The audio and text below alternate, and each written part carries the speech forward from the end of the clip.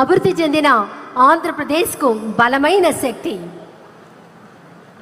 యువత సామర్థ్యాన్ని గుర్తించి వారికి సరైన దిశ చూపించడమే నాయకత్వ బాధ్యత. కూటమి పాలన ఆ దిశగా ముందుకు వెళుతూ ఉంది. ధన్యవాదాలు. తర్వాత రైతు ఉంటేనే పంట పండుతుంది, పంట పండితేనే ఫలం మన చేతికి చేరుతుంది. అన్నదాత సంతోషంగా ఉంటేనే సమాజం సుభిక్షంగా ఉంటుంది. ఈ మహోన్నత భావనతో రైతు సంక్షేమాన్ని లక్ష్యంగా చేసుకుని ప్రభుత్వం అమలు చేస్తున్న పథకాలు రైతుల జీవితాల్లో కొత్త వెలుగులు నింపుతూ ఉన్నాయి. రైతు సోదరులు నేట్లకుప్పం చంద్రబాబు గారి యొక్క మాటల్ని ఇప్పుడు విందాం. చంద్రబాబు గారు.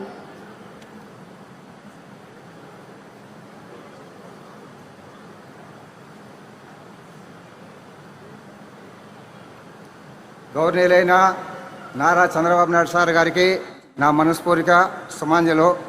నా పేరు చంద్రబాబు, మా ఊరు నెత్తుకుప్పం, మా మండలం ఆర్సీపురం మండలం, తిరుపతి జిల్లా. నేను ఒక చిన్న రైతుని, ప్రకృతి వ్యవసాయం చేస్తున్నాను. సార మేరకు సూచనల మేరకు ప్రకృతి వ్యవసాయం ఇప్పుడు గత 6 సంవత్సరాలుగా చేస్తున్నాను.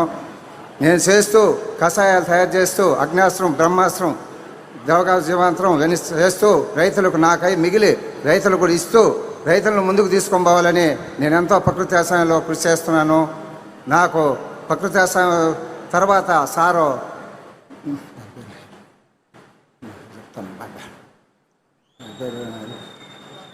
అవును చెప్తాను సార్, ఒక్క సెకండ్ సార్. అన్నదాత సుఖీభావలో నాకు పడితే విడత 5,000, పిఎం కిసాన్ 2,000, రెండో విడత 5,000, మూడో విడత 4,000, పిఎం కిసాన్ 6,000. నేను ఒక వికలాంగుడు. ఈ ప్రభుత్వం వచ్చినాక నాకు 6,000 రూపాయలు పెన్షన్ వస్తూ ఉంది. మా అమ్మగారు 92 సంవత్సరాలు, ఆమె వృద్ధాప్య పెన్షన్ ఒక 4,000 వస్తూ ఉంది. ఈ ప్రభుత్వం వల్ల 1,20,000 రూపాయలు ఒక సంవత్సరానికి నాకు కల్పించి సార్ నన్ను ముందుకు తీసుకొని పోతున్నాడని ఈ సభాముఖంగా నేను తెలియజేస్తున్నాను. ఈ చిన్న ఉపాసన రాశికి నాకు నమస్కారాలు సార్. రైతు సోదరులు నేతకుప్పం చంద్రబాబు గారి స్పందన అది. అన్నం పెట్టే చేతికి అండగా నిలవడం అన్నదాత సుఖీభవ పథకం యొక్క అసలు సారం. ఇలాంటి ఎన్నెన్నో సంక్షేమ పథకాలను రాష్ట్ర ప్రజలందరికీ అందిస్తూ 2 ఏళ్ల నమ్మకం, అభివృద్ధి, సంక్షేమం విజయ యాత్ర విజయోత్సవ సభలో లబ్ధిదారుల స్పందన వింటూ ఉన్నాం. ఇంటికి దీపం ఇల్లాలు, ఈ మాట మనందరికీ తెలుసు. మరి ఆ ఇల్లాలు ఆనందంగా ఉంటేనే ఆ ఇల్లు రాణిస్తుంది. మహిళ రోల్ ఎంతో ఇంపార్టెంట్ కదా. ఆమె ముందుకు నడిస్తేనే అభివృద్ధి దారితీస్తుంది. మహిళ కేవలం ఇంటి గడపకే పరిమితం కాదు, సమాజ నిర్మాణంలో ఒక కీలక శక్తి. మహిళల్లో ఆత్మవిశ్వాసాన్ని పెంపొందిస్తూ వారి కళల్ని సాకారం చేసే దిశగా కూటమి ప్రభుత్వం ముందుకు సాగుతోంది. తర్వాత లబ్ధిదారు పులిచెల్ల నాగమ్మ గారిని రావాల్సిందిగా వారి మాటల్లో వారి అనుభవాన్ని విందాం. వేదిక మీద ఉన్న ముఖ్యమంత్రి గారికి, పెద్దలందరికీ నా యొక్క నమస్కారములు. నా పేరు పులిచెర్ల నాగమ్మ, నంద్యాల జిల్లా ఆత్మకూరు మండలం కొడల్చేరు చించుగూడెం నుంచి వచ్చాను. నాకు 5 పిల్లలు, 5 మంది పిల్లలు, 2 కొడుకులు, 3 ఆడపిల్లలు. 5 మంది పిల్లలు పాఠశాలకు వెళుతున్నారు. 5 మంది పిల్లలకు తల్లికి వందనం పడుతుంది. తల్లికి వందనం పడిన డబ్బులతో నేను కొంత దాచుకుంటూ కొంత పిల్లలకు ఖర్చు పెట్టుకుంటున్నాను. మా ఊరిలో ప్రతి ఒక్క పిల్లవానికి తల్లి వందనం పడుతుంది. కాబట్టి ముఖ్యమంత్రి గారికి నాకు కృతజ్ఞతలు చెప్పుకుంటున్నాను. అంతేకాకుండా మా ఊరి బడిలో మా పిల్లలు మా ఊరి బడికే పోతున్నారు. అక్కడ టీచర్లు బాగా చదువు చెప్తున్నారు. పుస్తకాలు, బ్యాగులు, బూట్స్, యూనిఫామ్స్ ఇస్తున్నారు.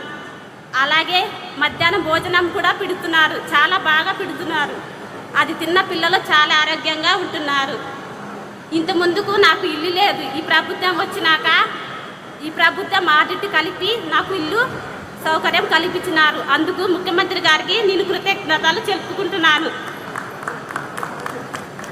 ఈ అవకాశం ఇచ్చిన ముఖ్యమంత్రి గారికి, మా ఎమ్మెల్యే బుడ్డ రాజశేఖర రెడ్డి గారికి మరియు హెడ్ మాస్టర్ అయిన వెంకటేశ్వర సార్ గారికి కృతజ్ఞతలు చెప్పుకుంటున్నాను. పులిచెల్ల నాగమ్మ గారి మాటలు అవి. నిజంగా ఎన్నెన్నో పథకాలు మనమంతా చూస్తున్నాం. ఈ పథకాలు ఆంధ్రప్రదేశ్ రాష్ట్రంలో ప్రతి ఒక్కరికి చేరువ అవ్వాలి. ఆ సంక్షేమం ప్రతి ఒక్కరికి అందాలి. అభివృద్ధి పదంలో ఆంధ్రప్రదేశ్ పయనిస్తే స్వర్ణాంధ్రప్రదేశ్ విజన్ 2047 లక్ష్యంగా ముందుకు సాగుతుంది మన ఆంధ్రప్రదేశ్ రాష్ట్రం.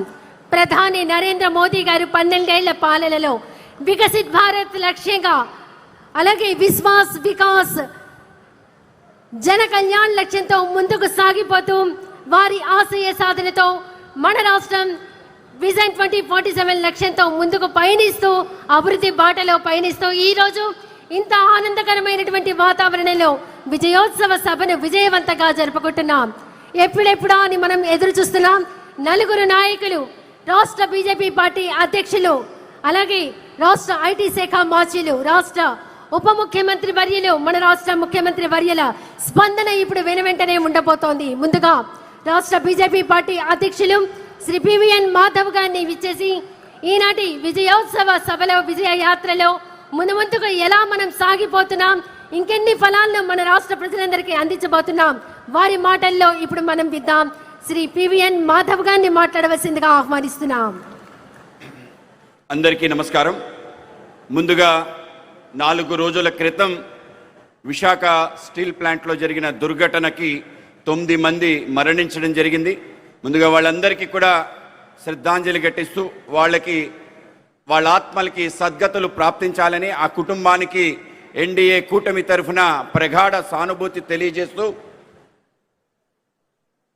12 సంవత్సరాల నరేంద్ర మోడీ గారి పరిపాలన, 2 సంవత్సరాల చంద్రబాబు నాయుడు గారి నేతృత్వంలో ఆంధ్రప్రదేశ్లో పరిపాలన ఏం సాధించింది అనే ఒక ఆలోచన మనందరం కూడా ఇక్కడికి రావటం, ఆ యొక్క అంశాలు ఏమిటి, నిజంగానే ఈ యొక్క 2 సంవత్సరాల్లో అంత అద్భుతం జరిగిందా? నిజంగానే మీ అందరికీ చెప్తున్నాను, మనందరం కూడా నమ్మశక్యం కాని అభివృద్ధి మన ప్రాంతంలో జరిగింది. ప్రపంచం అంతా, కేవలం దేశం కాదు, ప్రపంచంలో ఎక్కడా లేని విధంగా మన ప్రాంతానికి పెట్టుబడులు వచ్చాయి. ఒక్కొక్కసారి ఒక్కొక్క విషయాన్ని ఆలోచన చేస్తే అవి నిజంగా జరిగాయా అని ఆలోచన చేయడానికి కూడా దూరంగా ఉండే విషయాలు జరిగాయనే విషయం మనందరం తప్పనిసరిగా తెలుసుకోవాలి. ఏ రాష్ట్రంలో జరగని విధంగా 2 సంవత్సరాల్లో 14 లక్షల కోట్ల రూపాయలు మన ప్రాంతానికి పెట్టుబడులు రావటం ఏదైతుందో నిజంగానే నమ్మశక్యని విషయం. ప్రపంచంలో అతిపెద్ద కంపెనీగా ముందుకెళ్తూ ఆ దేశంలో కాకుండా ఇంకొక దేశంలో అత్యధిక పెట్టుబడులు పెట్టిన గూగుల్ సంస్థ, కేవలం గూగులే కాదు, ఏ మల్టీనేషనల్ కంపెనీ కూడా ఇంకొక చోట పెట్టని పెట్టుబడి మన రాష్ట్రంలో, అది విశాఖపట్నంలో పెట్టడం నమ్మశక్యమని అడుగుతున్నాను.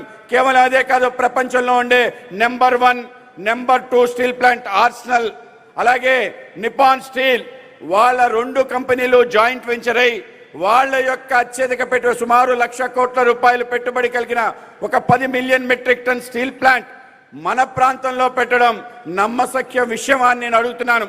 కేవలం ఇదే కాదు, దేశంలోనూ ప్రపంచంలోనూ అందరికీ ఆదర్శంగా ఉండి రెన్యూబుల్ ఎనర్జీస్కి క్యాపిటల్గా మన ప్రాంతం మారబోతుంది.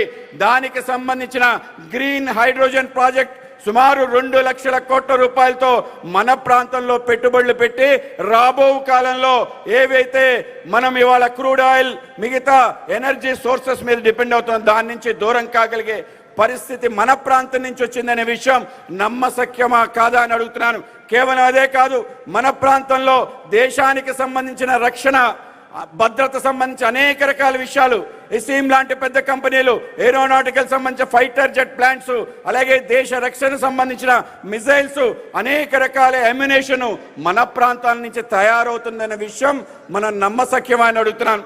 ఇటువంటి అనేక రకాల నమ్మశక్యం కాని అంశాలన్నీ కూడా గత 2 సంవత్సరాల్లో మన ప్రాంతం నుంచి జరిగిందనే విషయం మనందరం కూడా మన కళ్ళతో చూస్తున్నాం. వాటన్నిటినీ కూడా తప్పనిసరిగా మనందరం కూడా కేవలం చూడటం కాదు, జరిగిన విషయం ప్రజానీకానికంతా తెలియజేయాల్సిన కర్తవ్యం కోసమే ఈ యొక్క అభివృద్ధి సంక్షేమ సంబంధించిన రెండేళ్ల యొక్క నమ్మకం అనే యొక్క సభ ద్వారా ప్రజలకు తెలియజేయాలి. ఆ విధమైన నమ్మకాన్ని ప్రజల్లో బలంగా నాటే మన ప్రయత్నం చేసిన మన గౌరవ ముఖ్యమంత్రి వర్యులు దార్శనికుడు నిన్న ఏదైతే జరిగిన నీతి ఆయోగ్ సమావేశాల్లో అందరి చేత మన్ననలు పని ముందుకెళ్తున్న మన నాయకుడు శ్రీ చంద్రబాబు నాయుడు గారితో, అలాగే ఆయనతో కలిసి మొత్తం భుజం కలిపి తన శాఖ కాక అన్ని శాఖలకు సంబంధించిన అంశాన్ని కూడా చూస్తూ ఆంధ్రప్రదేశ్ ప్రగతికి ఏ విధంగా ముందుకు తీసుకెళ్లే విషయంలో ఒక మార్గదర్శిగా ఉండి నడిపిస్తున్న మన ఉప ముఖ్యమంత్రి శ్రీ పవన్ కళ్యాణ్ గారు, వీళ్ళిద్దరి యొక్క ఆలోచనతో మరింత వేగంగా స్వయంగా ప్రధానమంత్రి గారు ఇంటికి పిలిపించుకొని ఏ నాయకుడితో కూడా ఏ ముఖ్యమంత్రితో కూడా ఇంతసేపు గడపలేదు. అనేక రకాల విషయాలు మాట్లాడుతూ నువ్వు చేసే పను ఏ విధంగా తీసుకెళ్తున్నావు, ఆయన ఆ విధంగా అభినందించిన వ్యక్తి మన యొక్క ఐటీ శాఖ మంత్రి వర్యులు శ్రీ నారా లోకేష్ గారికి. అలాగే మన ఆంధ్రప్రదేశ్కి ఏం కావాలి అన్ని రకాల విషయాలు కేంద్ర కేబినెట్ లో ఉంటూ ముందుకు నడిపిస్తున్న వ్యక్తి మనందరి యొక్క నాయకుడు మన యొక్క రామ్మోహన్ నాయుడు గారికి, అలాగే మన పెంబసాని చంద్రశేఖర్ గారికి, వేదిక పైన ఉన్న ఇతర మంత్రివర్గ సహచరుల మంత్రివర్గ సభ్యులందరికీ, ముందున్న ఎమ్మెల్యేలకి, అలాగే ఎమ్మెల్సీలకి, అనేక రకాల చైర్మన్లకి, అలాగే ఈ యొక్క కార్యక్రమానికి విశేషంగా విచ్చేసిన 3 పార్టీల సంబంధించిన నాయకులందరికీ, అలాగే మనందరినీ ఈ విధంగా నడిపించడానికి ముందుకెళ్ళడానికి కారణమైన కార్యకర్త సోదరులందరికీ కూడా